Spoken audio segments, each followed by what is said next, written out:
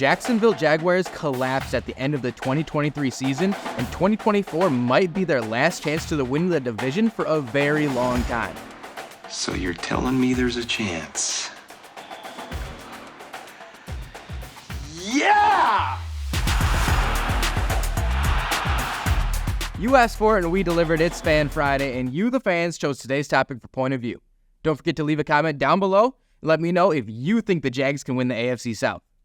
I think they have a great shot, and I hope they are motivated from week one because I don't think their playoff window, let alone their championship window, will be open much longer. Last season looked like the year for the Jags.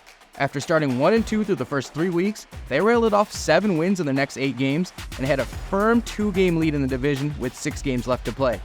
NFL.com had them the 7th in their league power rankings, and Trevor Lawrence had just completed one of the better games of his career against the division rival Texans, where he threw for 364 yards, 4 shy of his personal record. The vibes were high in the gateway to Florida, and Lawrence was well aware of how important of a win that was for his team. Here's what he had to say after the game. For us to be able to continue to control our own destiny, and it's up to us and how we play. If we just keep winning, we don't have anything to worry about. We're going to find ourselves in a good spot. So I think in that sense, it's a huge game, and send a message. I don't really know about that, but I just think that to take more control of this division and to take that next step and solidify ourselves, I think it's a huge game, and we did a great job of finding a way to win. The Jags were clearly feeling themselves after that win and completely took their eyes off the prize. They lost in overtime to the Bengals the following week, which sparked a 4-game losing skid and turned into a streak of 5 losses in 6 games to end the season. They went from a top 4 seed in the postseason to the outside looking in. The Texans took the division title, and the Jags were left wondering where they go from here. Head coach Doug Pederson was clearly as surprised as the rest of us. Here's what he had to say following their Week 18 loss to the Titans. I mean, me personally, it's just I'm frustrated, I'm disappointed, I'm mad, angry. My heart hurts obviously for the players, coaches involved. They've worked their tails off, but it's today's game was sort of our season in a nutshell, really. The mistakes, the penalties, the turnovers, missed tackles, and those are all things that hurt us, down the stretch. Those feelings must have spilled into their offseason plan because they made some huge changes the past few months. But before we get into that, here are the results of this week's poll question. Thanks to everyone who put in their vote, and look out for another poll next week. Back to the changes.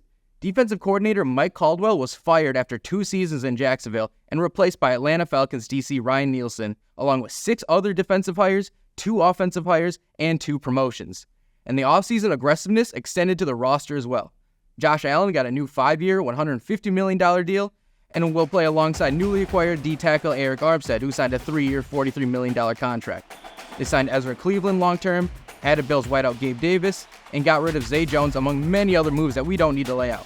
They were definitely one of the busiest teams this offseason, especially for a team that didn't replace their head coach or starting QB. And I don't think that's just because of the collapse. I think they see what I see, that the rest of the division is building towards long-term success while the Jags may be reaching their plateau. They need to win now because CJ Stroud looks like he's the next Patrick Mahomes, and Anthony Richardson showed in his short time that he's got a lot of untapped potential and is still just 21 years old. To reclaim the division in 2024, Trevor Lawrence needs to play like the best QB in the AFC South as he enters year 4, while the rest of the division starters are entering year 2. And the Jags front office is doing what they can to make that happen. Even with Zay Jones and Calvin Ridley out the door, Lawrence still has some great weapons like Gabe Davis, Devin Duvernay, and Christian Kirk. But I'm really excited to see what first-round draft pick Brian Thomas Jr. can do in an offense that has a top 10 deep pass rate. He was overshadowed by Malik Nabers at LSU, but the kid will step into Jacksonville as the number 1 deep ball threat from day 1, which should be super beneficial for the rest of the offense. It was basically all he did for Heisman winner Jaden Daniels. In 2023, Thomas Jr. gained an average of 17.3 yards per catch. It was deep ball after deep ball, so I can't show you all of them, but I do want to point out this one against Ole Miss. In the 4th quarter of a close game, Thomas Jr. erases the 10-yard separation the DB was giving him and beats him to the ball at the front pylon. He's going to make a huge difference for Lawrence, who seemingly has all the tools he needs to own the division. If the defense can improve in the pass game, Lawrence and the Jags should be division winners and maybe even title contenders in 2024. After that, it's not looking too good for the Northern Florida franchise. And I don't think I'm off base saying the Texans and Colts are rising quickly, but I imagine a lot of you don't agree with me that the Titans could pass up the Jags soon. For more on why I think it's more likely than you might think, check out this past episode of Point of View.